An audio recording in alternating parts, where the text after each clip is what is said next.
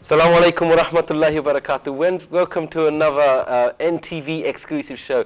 The show that we look at local and national heroes, exclusive members of the public exclusive organizations that have made a big statement and a big involvement and a big help to the country out there, to the community out there, to the Bangladeshi community out there. I am your host, Abul Hasnath, and I will be presented every Friday. And today I have a very special guest in the shape and form of Brother Kahar Chowdhury. Assalamu alaikum, Brother Kahar. Assalamu alaikum. Salam. Brother Kahar is joined us as a local community leader, community activist. He's going to share with us some of the stuff that he's been involved in the community and some of the stuff that's going on nationally. So, alhamdulillah, thank you for joining me again on a Friday night. We are going to look at a variety of things, but I think I'm going to start and I'm going to sort of let you actually tell us a bit about yourself, Kahar, because I think as much as the stuff that you've been involved in the community and the local community, especially here in Tower Hamlets in London, that are aware of you, maybe the people on the outside don't know much about you, and as you know, our audience is nationwide. So, I mean, let's start by yourself. So, Kahar, you're sort of from the Poplar area of Tower Hamlets. Give us your childhood. I mean, before you got involved in everything. Yeah. Tell us when you were an innocent person. Yes. So yes, I was brought up in Poplar, a very close-knit community. I've been very fortunate to have been brought up there. Yes. So all my family have lived there. So myself and my 7 sisters, and yeah. So we've been brought up there. Like I say, close-knit community, so we were, a normal, good childhood upbringing. My father was made redundant after at the latter stage of the Thatcher years. He was a factory worker. So, a normal, if I'm allowed to say, I hope I don't get criticised, a bog-standard Bengali family, Bangladeshi Towners family. Yeah.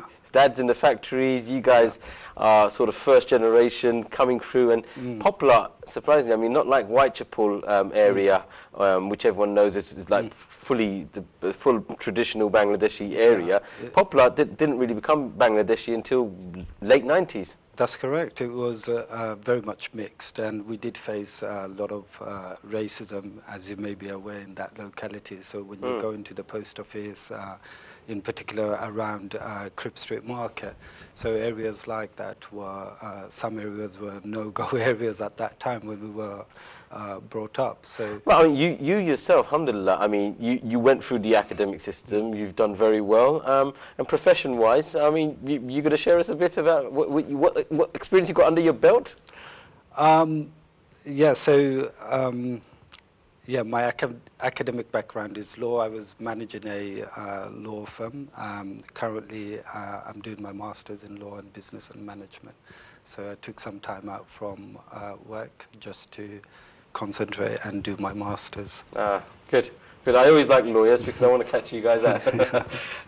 So, I mean, yes. I mean, it's probably been the last 3 or 4 years, kind of way, that sort of the Poplar area, the Bangladeshi community of the Poplar area, sort of now have acknowledged the stuff you're doing.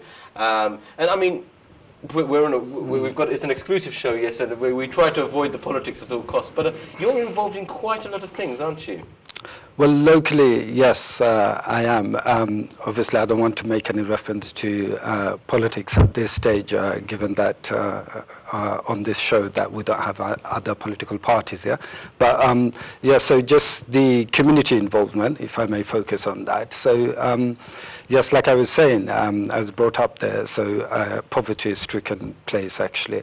And we had, I would not have had the opportunity of going to, say, a lot of events or, for example, with Splash, that's a local organization, so it does a broad range of stuff. So through that, we were fortunate enough to go to certain trips and so on. Otherwise, I don't think my parents would have actually afforded it. So then subsequently, when I grew up, I wanted to, also give something back to the community. So I got involved in the local community organizations. So there was mother tongue classes being run from one Wigram house. It was something that I got involved in and was for a number of years with it and delivering that service with other colleagues, of course. Then I was also involved with the local mosque. I served the mosque as a treasurer for a number of years as well, and also coming up with various ideas how to engage the youth population. We have a large youth population there. And generally, I think all around our hamlets, we have a high youth population. So it was trying to get them engaged by doing monthly events. And so religious institutions, like the mosques, I think play a integral role in the community, because what they actually do is it's a beacon of excellence for manners, for good manners, good behavior, and good morals. And if they go through the maktab system like we did, when we were young, we had the mesabs teaching us in a safe environment. And if that is provided, what happens is then they come out with all these good morals and manners that they later on utilize in their lives. It's a good question that I've got from that, actually, because it's interesting. You're someone of the era that sort of had his teenage through the 90s and went through, they still call it the old-fashioned maktab system, after school, have a quick cereal, and then straight over to Fora. Let's be frank, that's how they refer to it. But, I could probably safely say we went through that system. But today, I mean, the way it's set up now, I mean, ours was very still traditionally orientated. It was still Bangladeshi style. But I mean, do you feel it's evolved now and it's touched on well, it's got its own British touch to it? I think it has, absolutely, because being bilingual and learning different languages as well as different studies, it improves the intellectual ability of the children in those environments, and that is a given. That it gives them better job prospects and so on, and in terms of their intellectual learning. But I think what's happened is, all the mosques around our hamlets and everywhere else, I think they evolved with the time, like you say, and they have encompassed that sentiments of the community, surrounding those places of worship. In particular, understanding the needs of the children, the challenges at this moment, and making it relevant, and the material also relevant. Obviously, the Quran is the Quran and the Hadith is the Hadith, but making that relevant to today. How is it relevant? How can they apply it to their lives? And I think we've been fortunate to have a good committee there, and very good teachers who are educated in this country, postgraduates, alims, and also in the secular system. So we have the best of both worlds, and they understand those needs. It's interesting though, because where we see the benefits of, shall we say, evolving new time, modernizing and making it more attractive, and wanting something that is desirable to learn. The downfalls, which a lot of people aged yourself would say, is that the youth nowadays, the Fora system that they're coming out of, it lacks discipline. So they're out there on the streets disrespectful, whereas and I hear the likes of people your age turn around and say, well, we would never have done that in front of a murabbi on the streets. Look at these youngsters. And do you feel that's played a part towards it? I think during our time, whilst we were growing up, we definitely had more respect towards our elders. We were more conservative Muslim families, and we would listen to our teachers, and I think to our parents and so on, and we were always told to respect our teachers and elders, and I think that's embedded in people around our age, and we have that inside us. I think what's happened is with post-modernization, a lot of it is the mentality and the culture of it all has changed. It's my life and stuff like that. So some of it is like that, but it doesn't necessarily mean they have gone through that system. But some people may exhibit those sort of behaviors. There's no getting away from that. But I think it's still a minority. If you had the choice, Hmm. if you was able to step away from the normal timeline of this universe and say, right, I could choose to be a teenager in the 90s, or I could choose to be a teenager of the 10s as we're in now. Which would you go for? I think the 90s. You stick to what you 90s. have. Yeah, You're very yeah. pleased with the what we Yeah, have. I would, because I think, the technology has its flip side, and we're always on our phones, we're always on our tablets, and so on, and the games and stuff like that. Before we didn't have that, and even if we did, these computer games and so on, we'd be only allowed to play it for an hour a week or so. That was like a treat, if you like. And so I think we had more time with family, for our friends, and we were more involved in physical activity, and that is necessary, to focus the mind on their studies. And I think young people need to have that balance.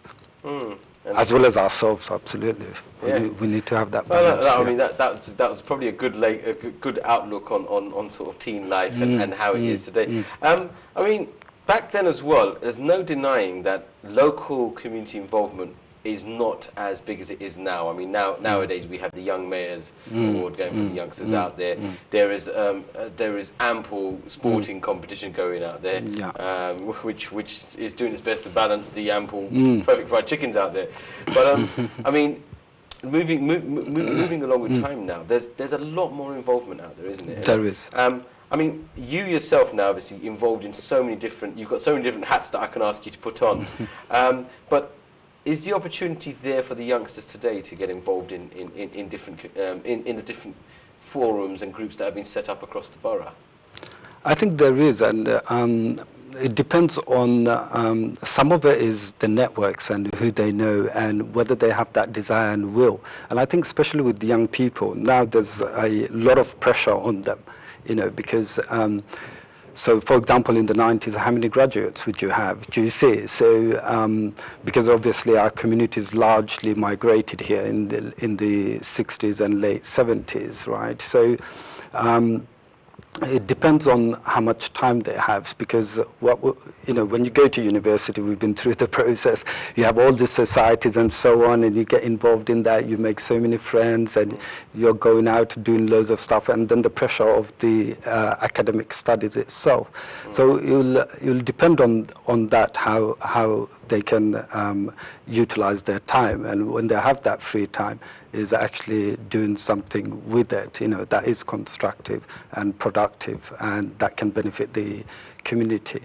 The key thing that probably the youngsters need to understand, I mean, getting involved in these groups, in the past it was the old stigma, the cliche, oh, you're just doing it for the sake of your CV, it really doesn't mean anything. But I mean, you could probably share from us, even for your experience, that it is vocal, and it does get a point across, doesn't it? It does, yeah. You get things done. So, for example, I've done a recent event in Poplar, and I thought it was pertinent to do so after post-Brexit. So, the rise of racism, hatred, and all of that. So, it's quoted in The Guardian to have been over 51% than what was in the previous years. So straight after, we decided to leave the European Union, the rise in hate crime has been colossal by, any measure.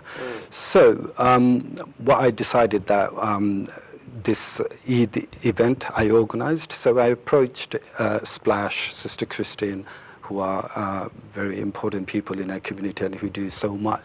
So I approached them and I spoke to them about it, and she was like, let's do this, this will be really good. And then Tower Hamlets Homes got involved. So I hosted the event, and we had a massive Eid event with henna, a lot of stuff for the family, and it was very much family orientated with food and bouncy castles, and all the different sections of our community, from young to old, from Chinese to white, Bengalis, blacks, everyone came and got involved, and it was bringing the community together. And as you know, all the demographics are changing in Poplar as well, right? So new blocks and so on. So I thought, if we do this, we invite all the new residents so they can feel they are part of the community as well. So that was one of the initiatives. we're not going to go off this topic because I think BME, ethnicity, local community, we need to talk about. We're going to go for a quick break. When we come back, we're going to carry on with our community leader here, who's telling us about how the community is integrated. So, inshallah, don't go away. We'll see you right after the break. Assalamu alaikum.